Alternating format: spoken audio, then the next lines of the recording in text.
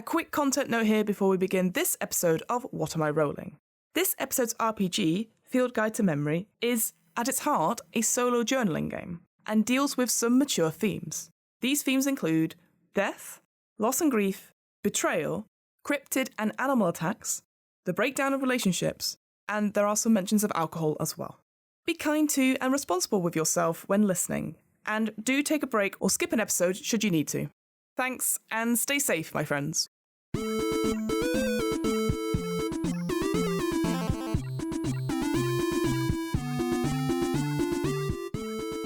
Hello, and welcome to What Am I Rolling? A twice-monthly RPG one-shot podcast, hosted by me, Fiona. This week, I am playing Field Guide to Memory, a connected path game about legacy, wonder, cryptids, and the vastness of a human life. Designed by Yeon Shim and Xingyin Ko.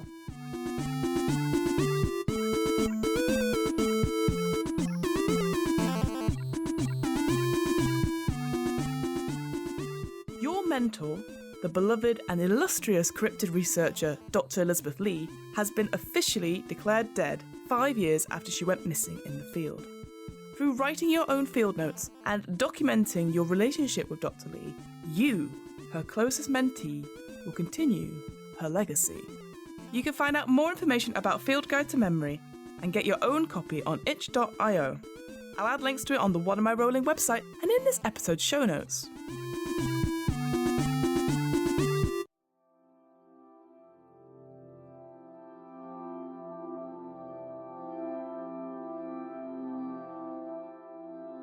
So here's how Field Guide to Memory works. Field Guide to Memory is a collaborative and narrative journaling game where you, the player, create a physical artifact of play that is completely unique to your individual experience. For 20 consecutive days, the player will receive between 1 to 2 journaling instructions, prompts, and images of ephemera relating to Dr. Lee. Through writing, drawing, and mapping out your character's experiences, you will explore the ecosystem of Dr. Elizabeth Lee's remarkable yet complicated life, as you explore your own feelings and your role in her carefully constructed universe. A quick spoiler warning here though, if you're planning on playing Field Guide to Memory and don't wish to be spoiled, stop listening now and come back when you're ready. One last thing before we begin. Naturally, there are times in this one-shot where the players and myself, well, mostly myself, get the rules wrong or forget something plot-wise. For example, there are a lot of scientific language and Latin names for animals in this one, which I definitely get wrong. I know, before you start, it should be Antilocapra, not Ancilocapra. Just thought I'd put that out there now. Whilst we always endeavour to stick to the rules wherever possible, at the end of the day, we all make mistakes. And what matters most is that everyone enjoys themselves. So, with all that out of the way, let's play Field Guide to Memory.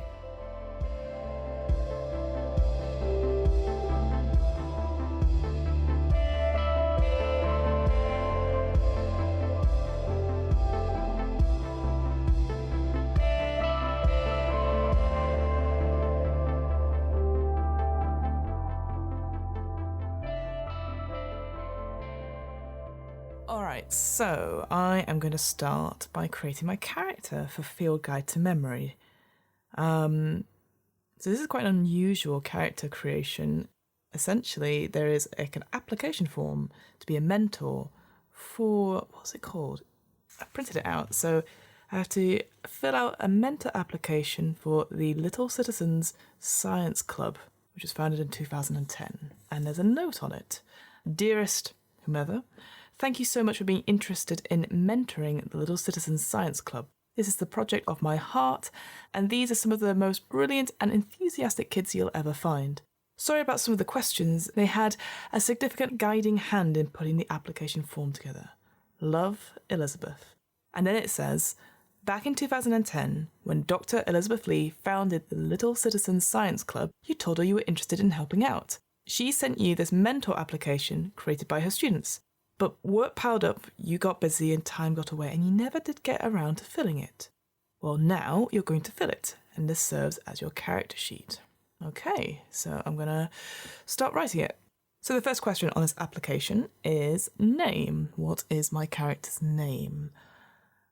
Which is always the hardest thing I find. I think I'm going to...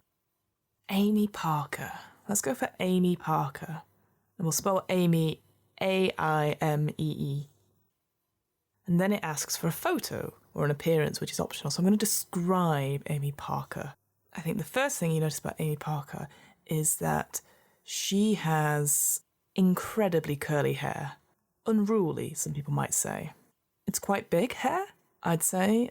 Maybe it's tied back or has like an Alice band or a headband to just keep it back from out of her face. The other thing you notice about Amy straight off is that she's always smiling. A big old toothy grin. And more often than not, she is in her work clothes because we'll probably go on to it as occupation is next. I think she's an outdoorsy sort of person, so she's wearing outdoor gear which can be well worn, probably is quite muddy, always want to get her hands dirty, I think. All right, occupation. So it did give some suggestions for occupation. What was it? The only thing I need to remember is that's it. So it says that since graduating or moving on from their work with Dr. Lee, my character has established a living in the field of cryptozoology in my own right. It has to have some level of academia. So an aspect of education and stewardship of the natural world.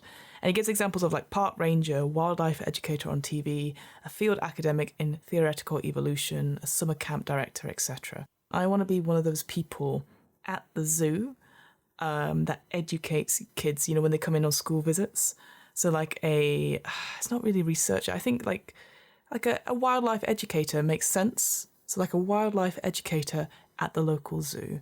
Why don't we just make it easier? We'll say London Zoo. So I am a wildlife educator at London Zoo. It then says habitat as the next question on the mentor application. I assume it says, like, what is my habitat as Amy Parker? The go-to thing would be saying, like, concrete jungle. Yeah, I think she lives in a flat in one of those concrete block of flats, essentially. So yeah, urban jungle. All right, next question, it says field of research. So I think here, obviously specialising in my wildlife educator at London Zoo, my particular field of research would be reptiles. I would think I'll be the person that's sort of handing out reptiles and snakes and like lizards and geckos and iguanas, that sort of thing for the kids to try out. So yeah, reptiles. Next question, it says, is current location, and then in brackets it says city, state, country. Easy enough, I'm in London. I am London, UK. All right, so then it comes on to the list of questions. I've filled out all the little bits of information at the top, but now I have questions that the kids have put to me. So first one is, describe your environment in one short phrase. And then they've given examples of Southwest Desert, temperate mountains, large city, or coastal town. Obviously, concrete jungle, again, is coming back to me because of that bloody song. I think maybe sprawling concrete forest. How's that? That's a little bit different. All right. Next question. It says, what are 3 things you always carry with you? My penknife, because it's always useful for like cutting bits of rope and stuff if I'm putting bits together for the habitats. I think the second thing I always carry with me would be like there's just a big bunch of keys, all these different keys on a big ring, like a loop. Some for the habitat, some for my actual flat. There'll probably be keys on it of things I can't remember what they're for anymore. But yeah, a big bunch of keys. And probably, and this might sound like a little bit sad, but like work ID. I think I'd have like a key card or some sort of form of identification saying that I am Amy Parker, wildlife educator. So yeah, so like an ID badge on a lanyard that says I work at London Zoo. Next question is, what is your favourite animal, in brackets, discovered? I think for me, because I work at London Zoo, obviously I spend a lot of time with the reptiles and stuff, but actually being able to go out there, I tell you what I would quite like. I think I'd go and see the meerkats quite a lot because I think they're quite fun, cheeky chappies, essentially. So yeah, I think my favourite animal would be the meerkats. All right, this next question is, what is your favourite cryptid, in brackets, undiscovered animal? This would then lead into my love of reptiles.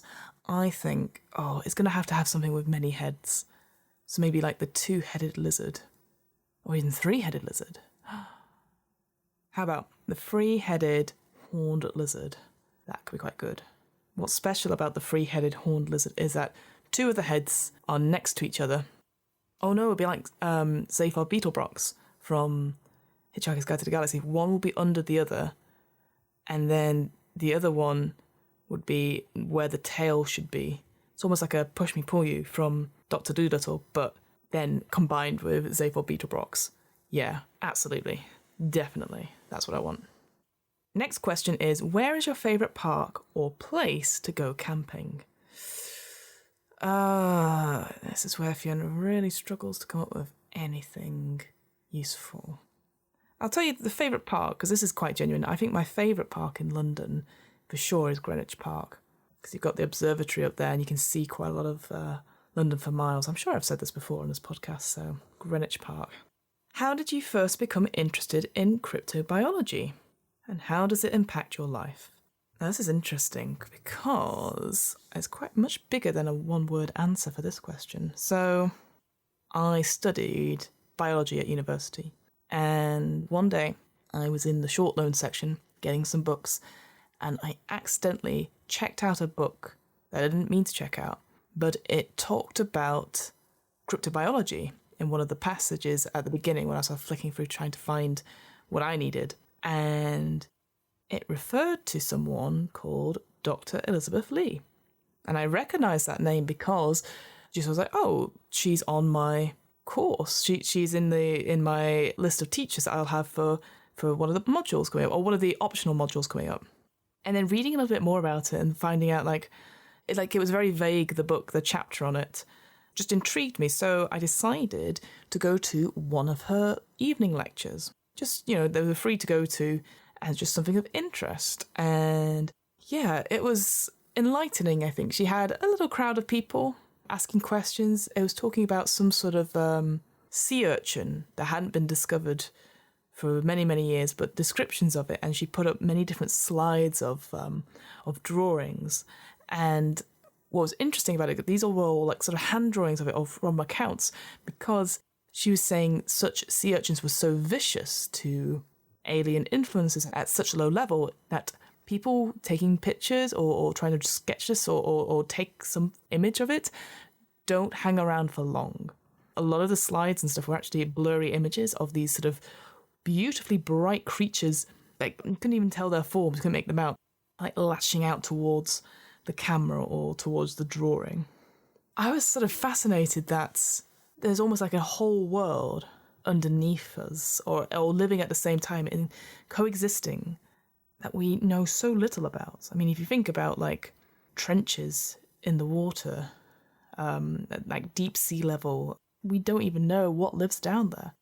So it just fascinated me, and afterwards I discussed talking with Dr. Lee about this sort of things, and we just became really good friends. And I enrolled in her module the next semester. How does it impact on my life? It just made me see things in a different way. The next question says, why do you want to work with the natural world?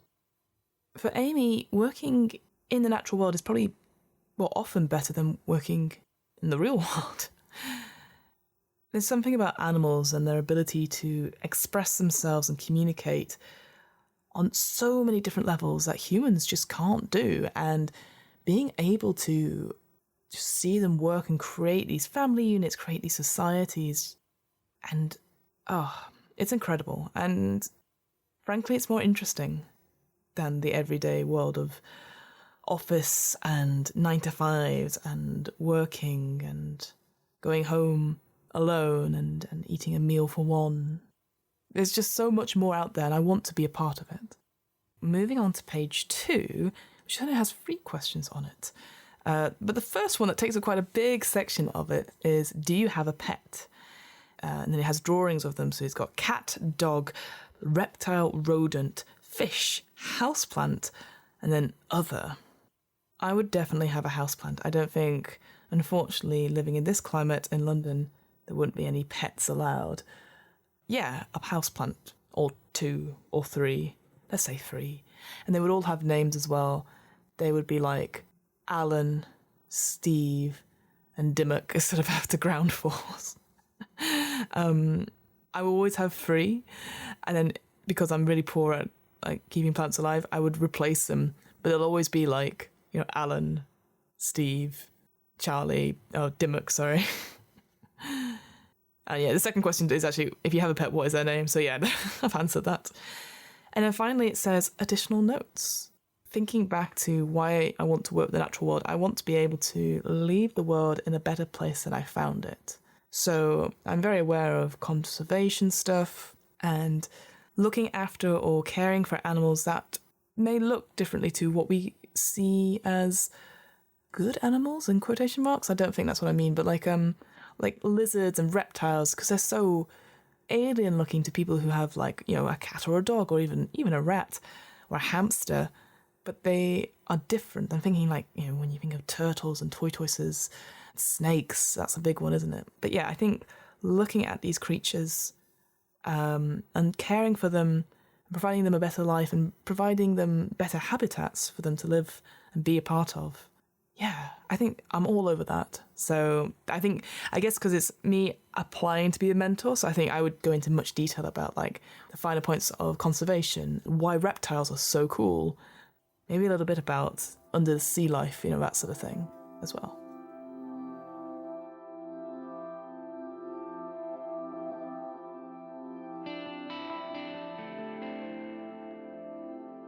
Part 1.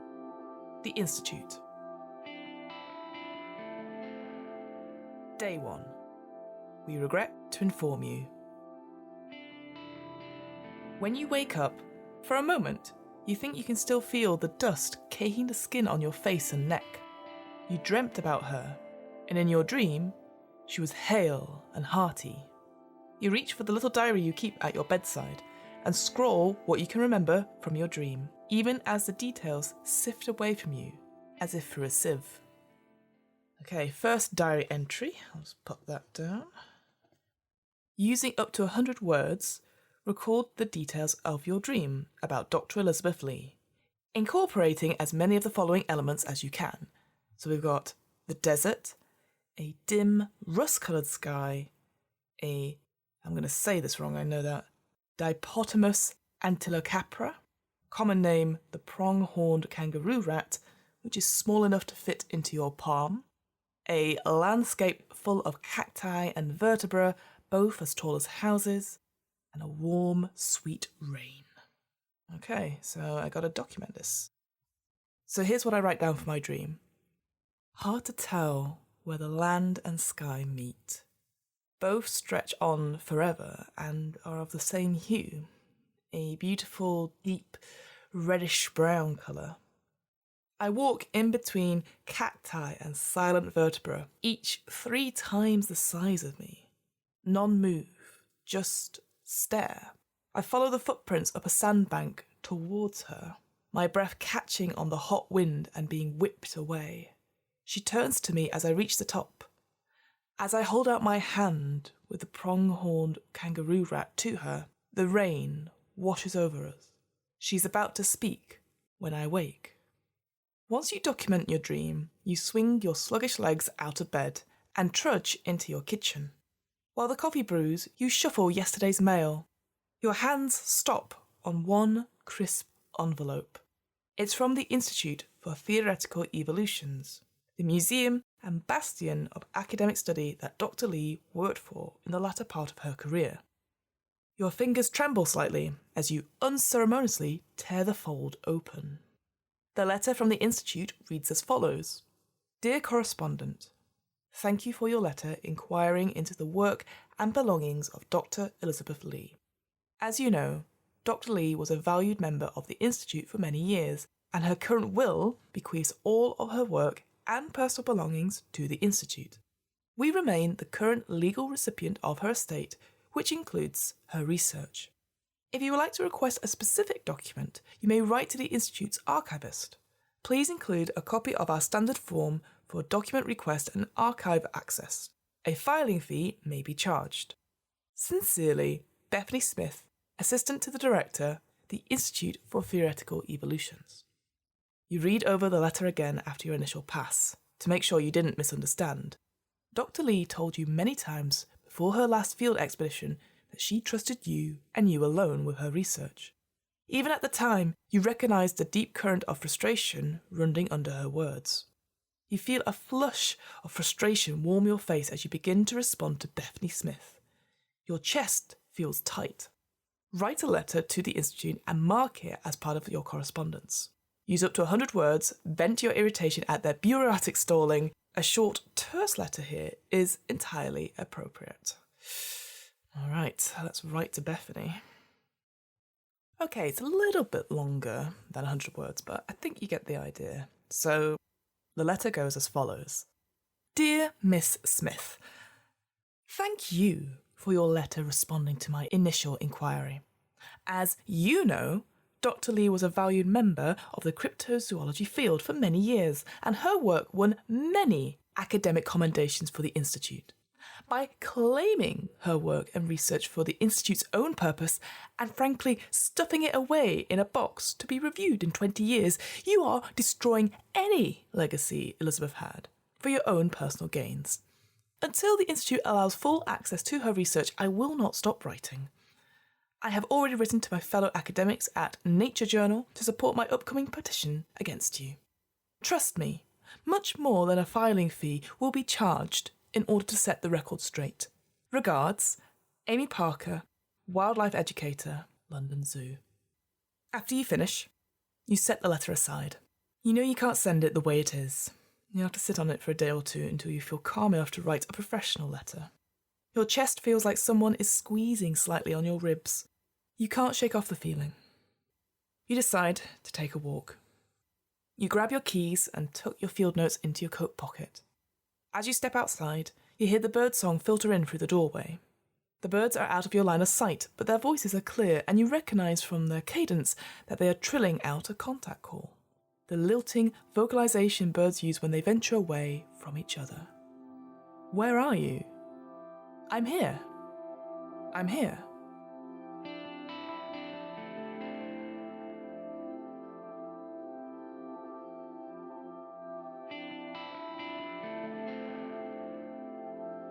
Day 2. A life richly lived. Waiting for the Institute's response to your request feels like getting grit stuck inside your base layers while you're on a backpacking trail and can't stop to fix it for a few miles. You went about your chores slightly on edge, and by now the sun is setting, and you feel a little irritable as you sit down at your desk to finish your administration tasks for the day. You catch a corner of a newspaper clipping stacked under various papers on your desk. Without thinking much about it, you shift things aside and pluck it out. It's Dr. Lee's obituary. Dr. Elizabeth Lee, 8th of June, 1956 to 2nd of January, 2021. Dr. Elizabeth Lee, a scientist with the Institute for Theoretical Evolutions, was formally declared dead after her disappearance in 2016 on a research trip to find a new species that she had devoted her life's work to, the prong-horned desert rat. She was beloved by an enthusiastic and loyal audience through her public science outreach, becoming the face of accessible cryptid research. Her accomplishments included never forgetting a co-worker's birthday, serving as an advisor to the Little Citizens Scientist Club, and visiting 49 states. Despite her busy work schedule, she found time to volunteer with her neighbourhood community garden and a succulent club, where she made many lifelong friends. A memorial service was held on Friday at the Institute for Theoretical Evolutions. You've handled the clipping so many times that the paper now feels thin as an onion skin. There are so many things I forgot to say. There was no possibility of writing everything that was Dr. Elizabeth Lee in under 100 words. Write 1 to 3 more memories about Dr. Lee that you remember about her, and mark the entry as part of your field notes.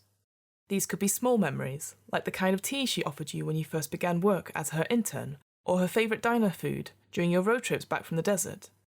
There could also be expansive memories, like what she said to you when you felt ready to give up on your career in cryptozoology, or how overjoyed she was when you received the milestone opportunity that ultimately led you away from her office to begin your own work. Let's just do one memory, I think. I'll take that suggestion about it being her enthusiasm for when I got accepted into my current job, essentially, as a wildlife educator at London Zoo. So this memory takes place in her office, which I can imagine is full of books. The whole walls are covered in technical drawings, almost like biological drawings or atomic drawings, I guess, of different animals dotted around the place. There are cases filled with butterflies, beautifully preserved, maybe the odd animal skull or two on the bookshelves, which are crammed full of books and notes that she's made over her previous trips. At this moment, I've handed over my letter, and I maybe have faked a little bit like, oh, it's not, I opened it and I'm like, oh, and then, seeing it, like pretending not to have got it. And I hand it over to her, and I remember distinctly that as she starts to read, her face lights up as she reads the acceptance letter. Her eyes are darting wildly across the page, like absorbing the words and the meanings of it. And she looks up at me, we lock eyes, and she just suddenly embraces me in a huge bear hug, and we start to laugh and start to cry tears of joy because I've finally done it. I finally, got my dream job. And I remember how warm she felt, just holding the hug, and the smell of pencil shavings and that weird sort of sense of iodine, when you're for preserving. It's that sort of little chemical smell that you use for preservatives, I guess. But yeah, that's my memory of her. And just that warmth and that joy. There's never any malice or jealousy or anything like that. She was always so supportive as a mentor. And I miss her as a result. Your own career diverged from Dr. Lee's after yours began to blossom. You remember how proud of you Dr. Lee was when you told her the news that signalled the end of your time together. Choose one of the following options below and note it in your diary. Was it the opportunity that marked the beginning of your own illustrious career? Okay, bit awkward considering I just told her about my opportunity, but never mind.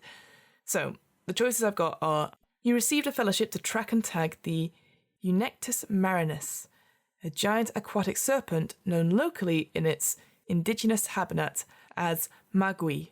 You accepted a teaching position at Templeton University in their Theoretical Evolution Department. You committed to starting an educational land trust with an old friend in hopes of starting a cryptid research and rehabilitation centre. Or something else. I think I'm going to go with option 3. It was my dream job to be a wildlife educator, right? But I think what would have happened is that the goal would have been to do an application to do a cryptid research and rehabilitation centre at London, a hub where there has been lots of activity, but there's not much in terms of a world centre. And I think with my accreditation stuff, and I just love London Zoo and I love London in general, having something there would be incredible, and I would love to lead it up. Obviously getting the job there and keeping in touch, but then actually, putting the extra work and the extra effort in, we would have created a research centre, like a little hub, like with only 2 of us, me and this old friend. Yeah, so me and Harinder Paul decided to open up this centre, or open up this sort of little research station, and we finally got it together, and London Zoo were very happy to, and our work grows strength to strength every year. Dr. Lee kept in touch with you, and recent communication with her focused more and more on her own independent research, her frustrations at hitting the ceiling of achievement at the Institute, and her worries that her research on the pronghorned desert rat would be unceremoniously cut off or fade into obscurity. I don't have hard proof that will satisfy the Institute yet, but I suspect the Dipotamus antilocapra populations are hitting critical lows, she said in one of her letters, and they deserve attention. They deserve to thrive. When you realised Dr. Lee's research dovetailed with your own interests, You made a promise to support her. Write the answers to the following 2 questions, with only 1 or 2 sentences for each, and mark them as part of your field notes. What was the promise you made to Dr. Lee? Why is her research crucial to fulfilling it? Well, we're both really into our research, and we don't want any of these, possible populations going extinct, if we can help it. There's so much to know and so much to learn about our world, and we need to leave it in a better place. And that's what I've always felt that. So I really want to help Dr. Lee with that. So, because I feel like saying I will continue her research if she died, that's too obvious. That's too metagamey as well, probably. I guess I promised that I would use all of my resources at the London Zoo hub of cryptid research and rehabilitation to help in whatever way I can. We'd always be at her beck and call, essentially. And we would support any findings and would be happy to, happy to lend any resources. I think me and Harinder Paul would have been talking about that quite a bit. So yeah, absolutely. I think we would lend our resources and stuff should the Institute prove to be unhelpful or an obstacle to completing her work. It's like an endorsement, isn't it? So yes, the promise I make to Dr. Lee is to provide any resources or aid or endorsement in Dr. Lee's findings as the official London Zoo's Cryptid Research and Rehabilitation Centre, as sort of an act of like a stamp of approval that we back Dr. Lee in her work. Why is her research crucial to fulfilling it? Simply, she is the expert in her own research. It's a bit of an odd question, I'd say, but she is the expert. She needs to be credited. She needs to be put forward. She is the leading person in this field for the Dipotamus and Coelocapra populations. So absolutely, any of her notes, any of the things, like, it is more than anyone else in this field. So absolutely, it's crucial. It's hard evidence. It's her work, her life's work. If anything, it's vital to, I guess her work also impacts on other fields. So like anything about climate change or things, about preserving certain habitats for endangered species. That would be probably a better one, I think. You took the obituary carefully into the back of your diary. It is so fragile now, it will be safer there than on your desk. You may look at it less often, but maybe that isn't a bad thing. As you align the edges of the clipping inside your journal, the question floats across your mind, as it has for the past 4 years. So interestingly, there's no question that I can find. It just says, take a deep breath and say yes or no out loud. I guess, is it asking me about the question beforehand? That's really odd. If I'm looking at the 2 questions I've had, right? What was the promise I made? And why is it crucial? Maybe the question is, will I let go of it? Will I let go of any of this? Do I need to move on? Is it worth the time? Is all this worth it? I guess that's the question. I'm going to go with that because there's no question written in this prompt. Yes. It's worth it. 100%.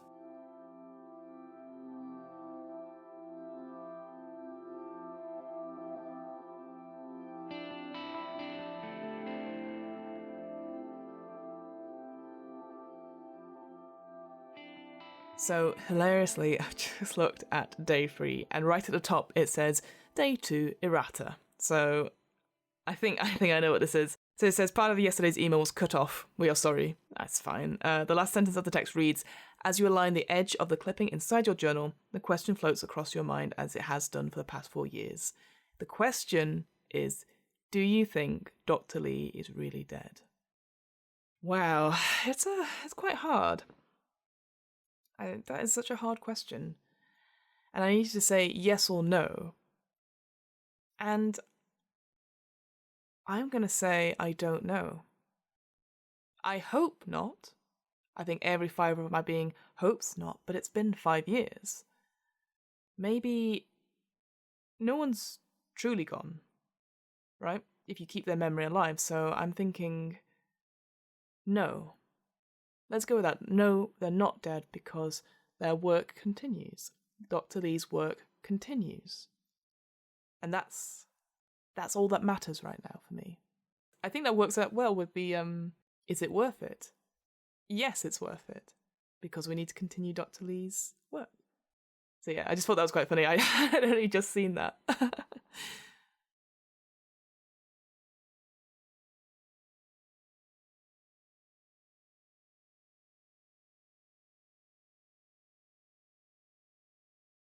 Day 3. Archived.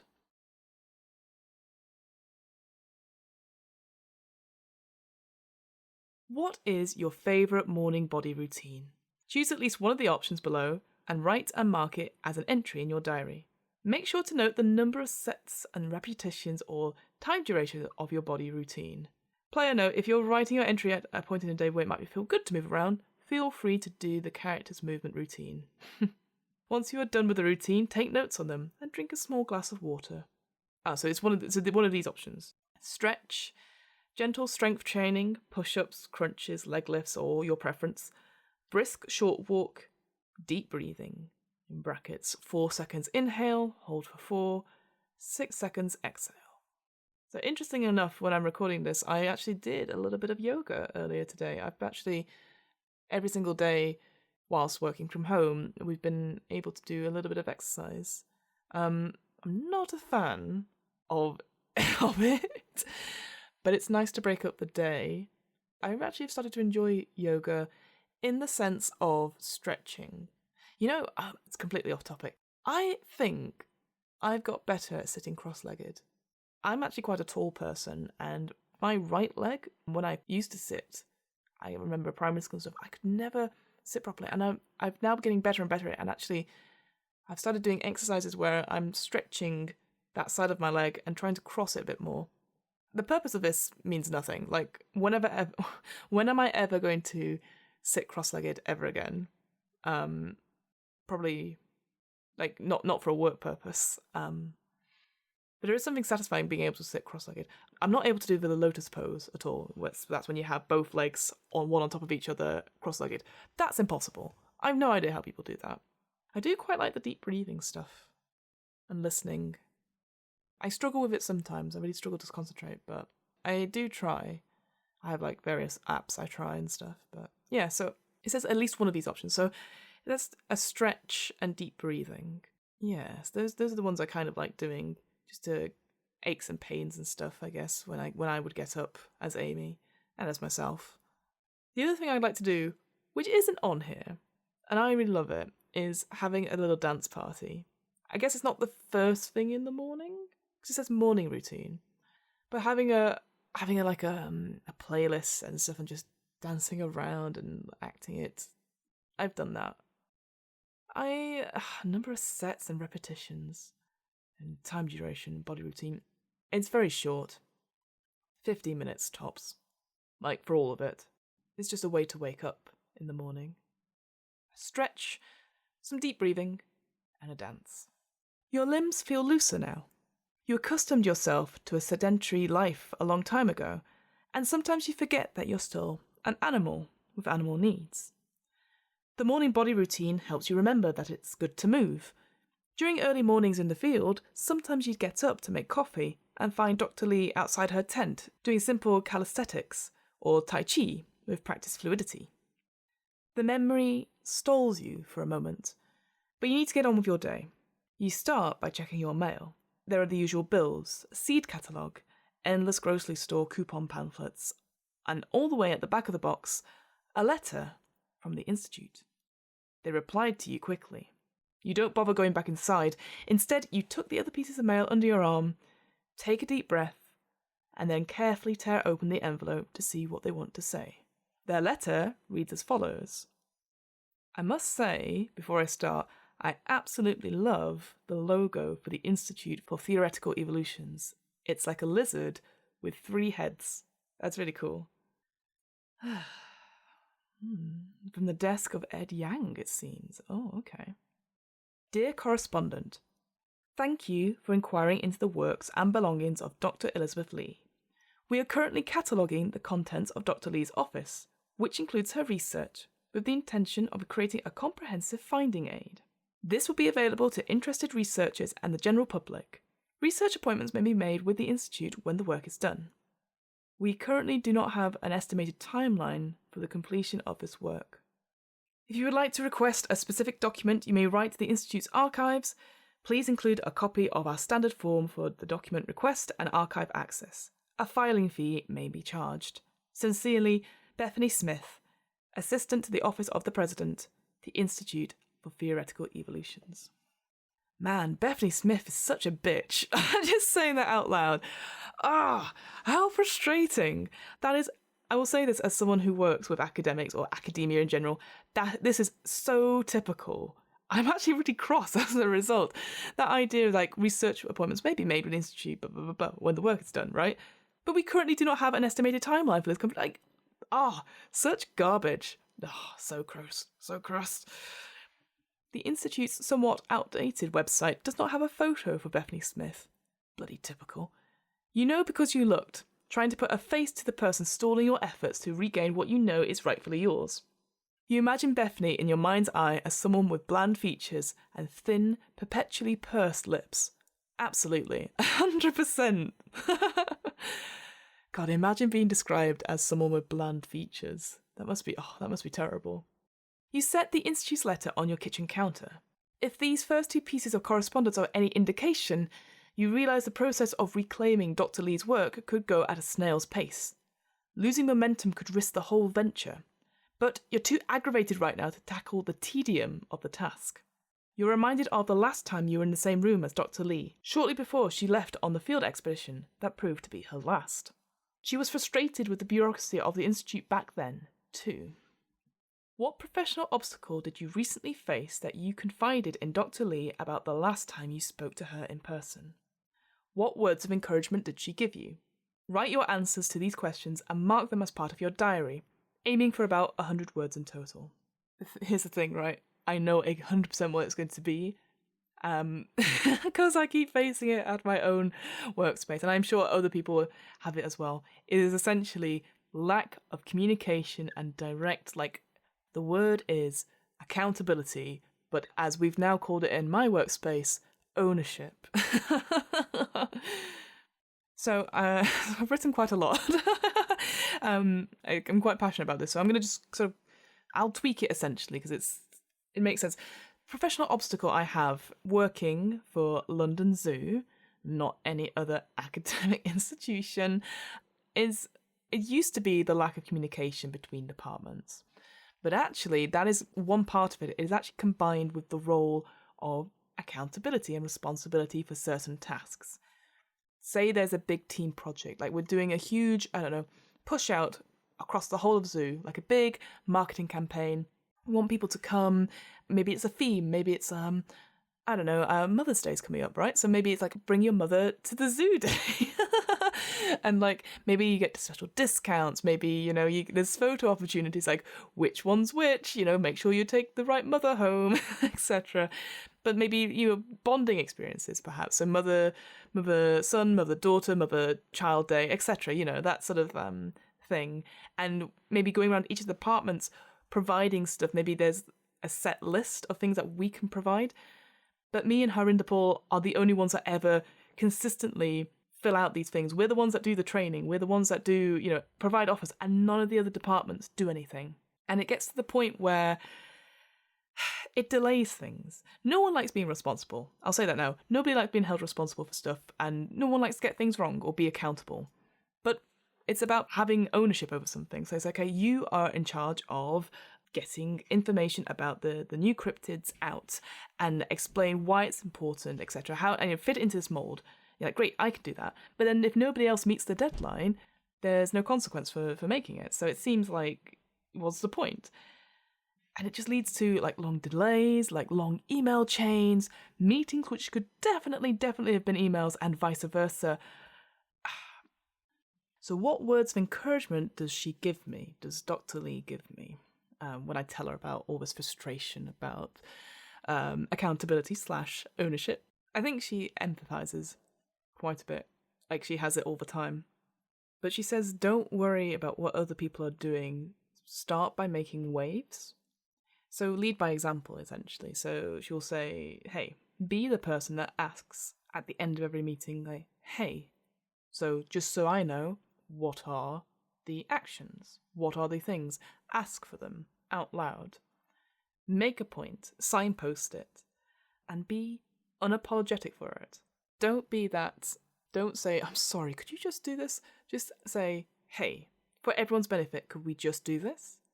Because then you've clearly signposted it and you're making it normal. It is normal to ask for these things. You're not a mind reader.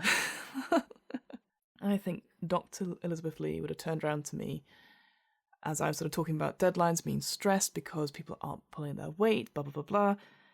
And she said, remember, a lack of planning on their part doesn't necessarily constitute an emergency on your part. And that is mind-blowing. A lot of the times when we think about work projects in general, we're always rushing because we need to do it because we're going to look bad. If things don't have consequences, don't make consequences for yourself. Why are you holding yourself up to such a high standard when nobody else is? Break the norm. Be that person who goes, okay, my work's done, but don't fret about it. Answer it back in your own time. In the final part, there's a picture, a photograph you took of Dr. Lee's desk many years ago. It has her institute business card, a loose sketch of a pronghorned desert rat, hairbands, and a plastic container containing miscellaneous bones, as you do.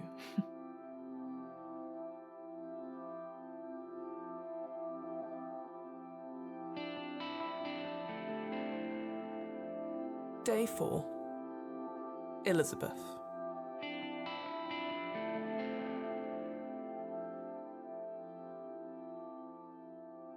In a balanced ecosystem, Dipotamus ancylocapra has many predators that run the range of a desert's biodiversity.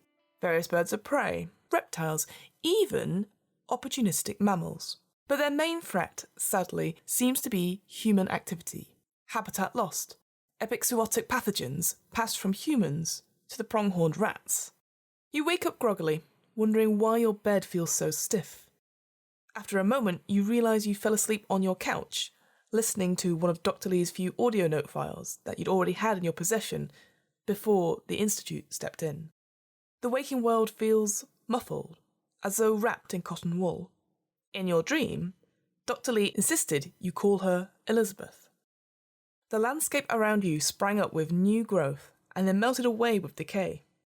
The landscape around you sprang up and down, cycling through the full stages of life and death with the dizzying speed of a time-lapse sequence in a nature documentary.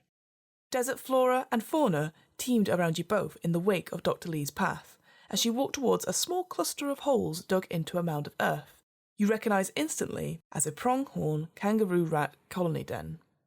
The animals seemed calm in her presence. The plants swayed in a breeze you cannot feel. Answer the following prompts in your journal and mark it as part of your field notes. In your dream, what plants do you see? Name 3 to 4 plants that grow locally to you, whether they are native or introduced species. Use scientific names if you know them well, but otherwise use common names. In your dream, what animals did you see? Name 3 to 4 animals that used to live locally to wherever you grew up as a child, whether that is where you live now or someone very different. Use scientific names if you know them well, but otherwise use common names. Alright, okay. So as you probably can tell, I have to get out my phone for this one.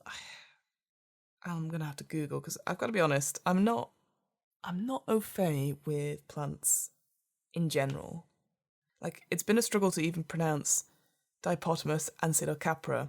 Like, I would have edited out how many times I've had to say it properly. So I'm going to type into Google, plants that are local to London. And what I'm going to do, I'm sure it's going to come up and it'll say stuff, and I'll have a think about what's actually near me. Typically, I search for plants local to London, and it's giving me where to buy things. It's giving me links to lots of garden centres. Very good. I found gardenloversclub.com. and they've gone through like the top 10 flowers that you'd see in an English country garden. Let's go for like a couple of flowers. Oh no, it's plants, isn't it? You idiot, it's plants. Oh. Alright, after much Googling, because I just don't know any plants. I've decided I'm going to go take inspiration from the gardenloversblog.com. It gives you 10 ideal plants you can use to create a whimsical English garden. The delphimum, I guess. So delphimum, I think that's how you pronounce it. It's a plant that can grow up to 6 feet tall, depending on the variety. It comes in shades of pink, purple and blue and can add a lot of colour to your outdoor space. They like the full sun, but they also do well in partial shade. Let's go for some purple delphimum. Okay, let's try for the peony for the next one. So it's a flower that has very unique blooms and that will add elegance and lovely fragrance to your garden. Bright pink petals are ideal for attractive pollinators to your outdoor space. They can grow up to 5 feet tall. And finally, of course you'll have to go for some foxglove as well. Bell-shaped flowers that cluster together to create a lovely spot of colour. The blooms of this plant can be pink, purple or white. So I guess because obviously this dream I had takes place in the desert, so it is quite bizarre to see such English flowers, or typically British flowers, I guess, that grow up here. So yeah, I think they're quite nice. So yeah, so I guess it's quite a fervent of colour, actually, in this dream. So much about like the flowers and stuff, and they're all quite tall as well. Yeah, like 5 feet in height for each of those. Alright, on to the next question. What animals did I see? Again, I'm going to look to Google because I am terrible at knowing what wildlife is native to London. Well, it's technically where I grew up, so the northwest. I assume there's going to be a mouse in there somewhere. There we go. Wildlife you might not expect to spot in the northwest. Ah, yes, of course, parakeets. Of course, parakeets, they're everywhere in the UK. They're slightly bigger than budgerigars, but bright green feathers and little reddish beaks. They make such loud noises. All right, I don't know how accurate this website is. It says wallabies can be found roaming the wild and lake districts. An area of the Peak District known as the Roaches is where you find wallabies that have been hopping around for 70 years. What? That's insane. I'm not going to put wallabies in. That sounds silly. Right, here we go. Let's go for the badger. Classic. We'll get a badger in there. Big families, big appetites, big personalities. Badgers are the wood's ruling clan, often occupying the same set for generations and laying out a network of well-trodden paths through the undergrowth. They're playful, house-proud, and expert foragers. They're very noticeable because they've got distinct faces, like the white face with the black stripes across the eyes. Finally, we'll go for the bank vole, which looks like a teeny tiny mouse. Stout but speedy, the bank vole skitters around the woodland and dense vegetation looking for blackberries, nuts and fungi. It uses its large ears to listen out to its many predators such as the fox and kestrel. So absolutely we're going to have some bank voles in there. Okay, so it's a wide range of stuff, but again, unusual to be in a desert setting, I'd say. Dr. Lee never insisted you call her Elizabeth in real life.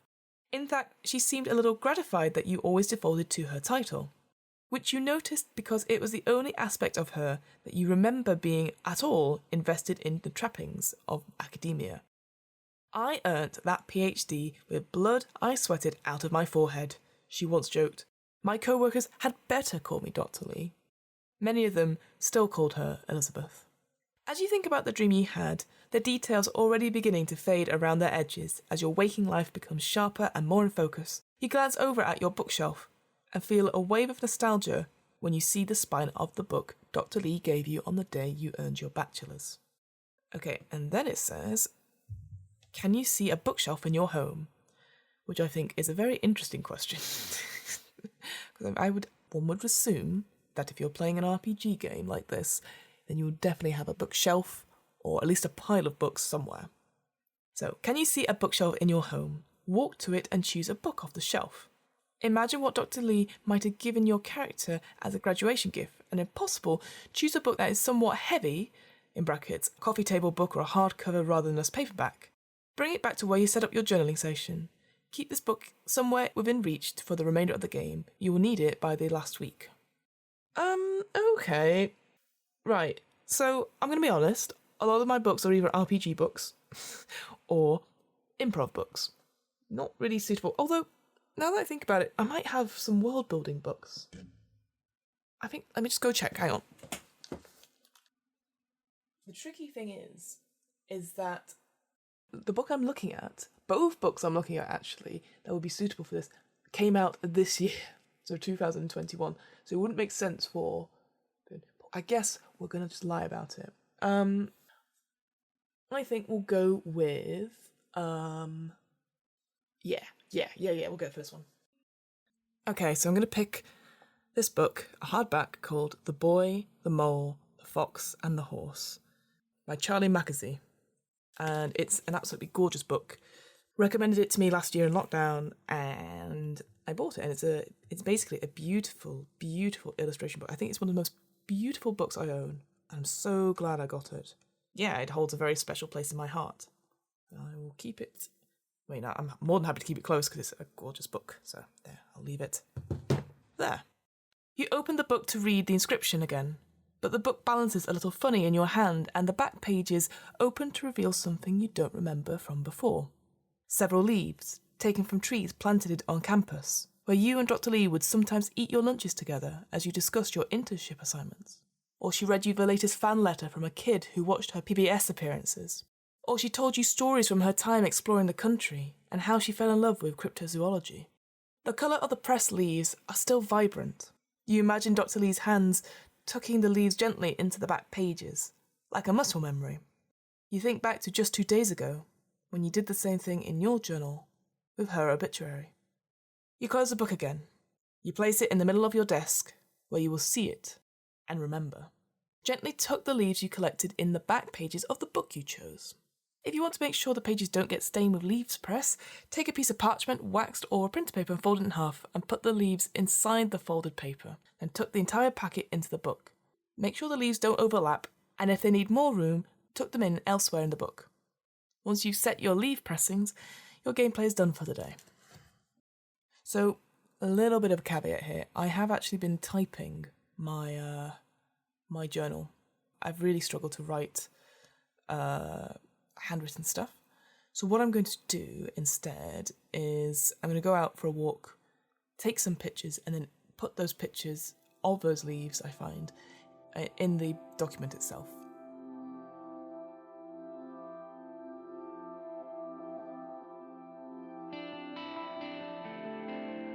Day 5. We share a mutual friend. It's been over a week since you sent your document request and archive access forms to the Institute, and you wonder if your letter has got lost in their mailing system, or if you're being ignored. You have other work to do that needs your attention, but the unanswered requests sit, unsettled, in the back of your mind. Today, you see the now familiar beige, oversized envelope in your mail. Finally. When you scan it, you immediately notice the signature is different. Instead of Bethany Smith's name, you see someone named Mel has signed it in all caps, with a fat black marker that looks suspiciously like Sharpie. Dear Correspondent, thank you for submitting the standard form for document request and archive access. An invoice has been sent for the filing fee. As we continue to sort and archive Dr. Lee's work, we have to also recognise that this is a significant undertaking, given the amount of office clutter, paperwork, and miscellaneous collections in her office. As a result, our work has been slower than we would like, and likely slower than you would like as well. As a result, our work has been slower than we would like, and likely slower than you would like as well. Given your request for the totality of Dr. Lee's research, we cannot accommodate your request at this time. However, some research is being made available to the public as a matter of public interest. Attached is a scan of some of Dr. Lee's field notes from her early days of studying the pronghorned desert rat. Your request remains open. We will update you as more information becomes available. Sincerely, Melanie Sparrow, Junior Archivist, the Institute for Theoretical Evolutions. You expected to feel just as frustrated as you did with your prior 2 letters, but something about this one feels more sympathetic. The phrase, "Your request remains open," does seem written in a familiar tone. You remember your days working at the archives, and how isolated and lonely it felt sometimes. Maybe Melanie would appreciate a warm word or two. It seems the kind of thing Dr. Lee might have done in your place. Write a short letter of thanks and appeal to Melanie Sparrow and mark it as correspondence. Spend up to 100 words, short and sweet and to the point, expressing your gratitude for their kinder response and request that they send anything else you might be allowed to see whilst your larger requests are pending. Once you are done, find the illustrations of the pronged horn desert rat first, and do not move on to read the second note until you finish the prompts related to them. Let's talk to Melanie then. Dear Melanie, thank you for your kind response. I appreciate the time you took to inform me of the ongoing process in cataloguing Dr. Lee's extensive work. Glad to hear that such due care and diligence is going into such a process.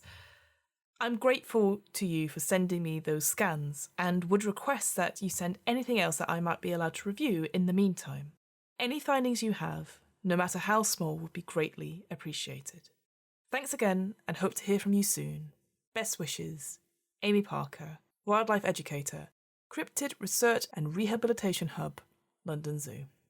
Yeah, that will do. I think that's an alright. This one's nice, short, to the point. All good stuff. You gently pull the scanned image of Dr. Lee's field journal out of the envelope. Melanie put it inside a plastic sleeve, as though even the scan was worthy of safekeeping as the original. The illustration of the Dipotamus ancylocapra looks vivid. The scan quality is quite good, and picked up everything from the ink variations in Dr. Lee's distinctive script to what looks like might have been a coffee stain at the animal's feet.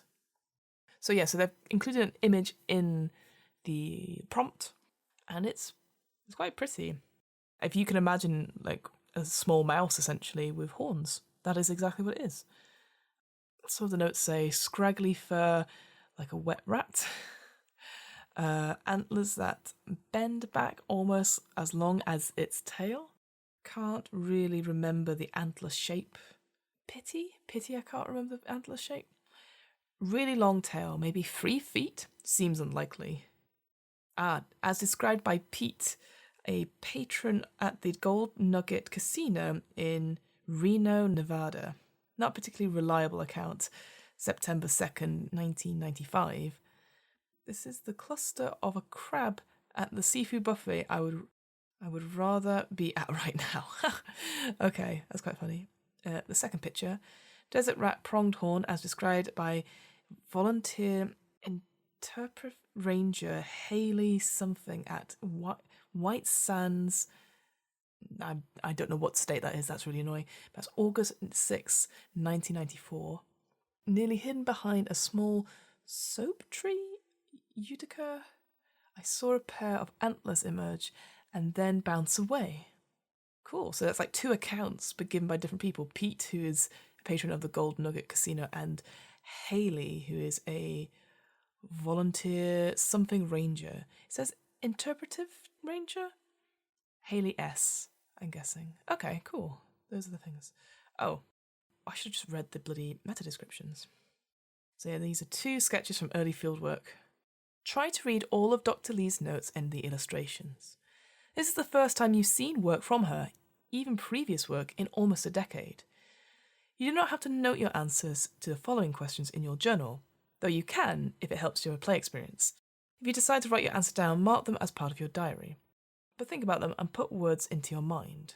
What do you feel as you see the depth and care in Dr. Lee's work displayed in the drawings before you? Do any memories of you and Dr. Lee come to mind as you look at this illustration?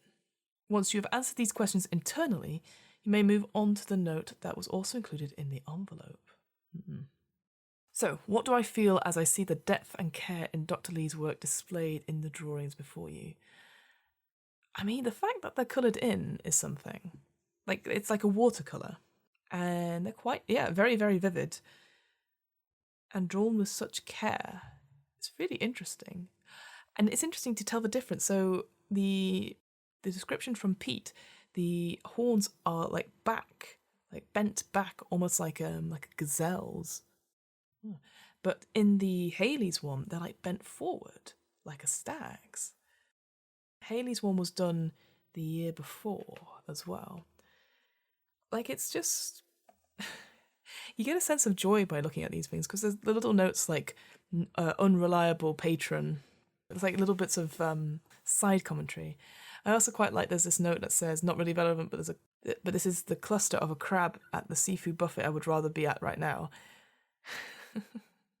I guess she was a bit bored talking to Pete. But these seem so personal, like little scribbles and stuff. It also is beautiful. Stepping outside the game for a bit, like clearly this was... I don't think I'd ever be able to create imagery this beautiful in Field Notes. Yeah, the coffee stain's not over the picture, it's like over a little bit of the tail, so... I feel happy, like it feels personal, maybe not private in a way, but to see that such joy was taken in it and that she has a personality. It's very pretty. Do any memories of you and Dr. Lee come to mind as you look at the illustration? Nothing concrete, I'd say. I just remember times how she would just talk and talk and talk about doing field work, and, we'd have lunch together and she'd just talk about field work and talk about meeting different people who'd seen sightings of these creatures. So it's all like a big mess of memory and a big swell of emotion.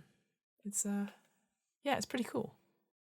As you open up the envelope that Melanie's letter and the scan of Dr. Lee's field journal came in, to place them back so you can file them, you notice something inside you must have missed. There's a small square of pale green paper, all the way at the bottom. You reach in to fish it out. There's a small brown feather taped to the note.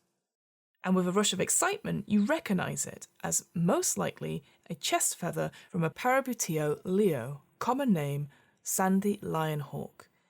It's technically a small griffin, but cryptozoologists currently classify it as a close relative of the Harris hawk, with similar pack behaviours and hunting habits. Dr. Lee believed them to be one of the pronged-horned desert rat's main predators. Who sent this to you? How did they find a lionhawk feather? Is it possible they located one? Or even a pack? You look to see if the name of the sender is on the note the feather is attached to. The air in the room seems closer, heavier, as you read the words typed onto it. Dear friend, we are a collective of fellow cryptid enthusiasts and allies. We share a mutual friend. Our goals are aligned with yours. Do not trust the Institute. We can help you.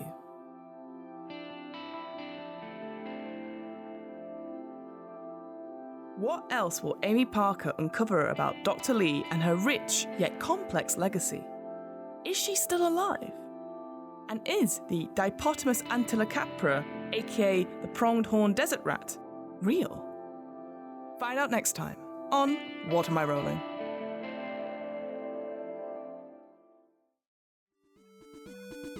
The What Am I Rolling podcast was created, recorded, and edited by me, Fiona Howat. This episode's player was Fiona Howat. This episode's RPG was Field Guide to Memory, a connected path game about legacy, wonder, cryptids, and the vastness of a human life, designed by Yeon Shim and Xingyin Kor. You can find out more information about Field Guide to Memory and get your own copy on itch.io. The theme music was 8-Bit March by Twin Musicon of twinmusicon.org, licensed under a Creative Commons 4.0 license. If you want to find out more about the podcast, check out the website. That's www.wairpodcast.com. Fancy getting in touch? Email the podcast at whatamirollingpodcast@gmail.com. Finally, follow the podcast on Twitter and Instagram at WAIR_podcast for the latest news on upcoming episodes. And remember, adventurers need not apply.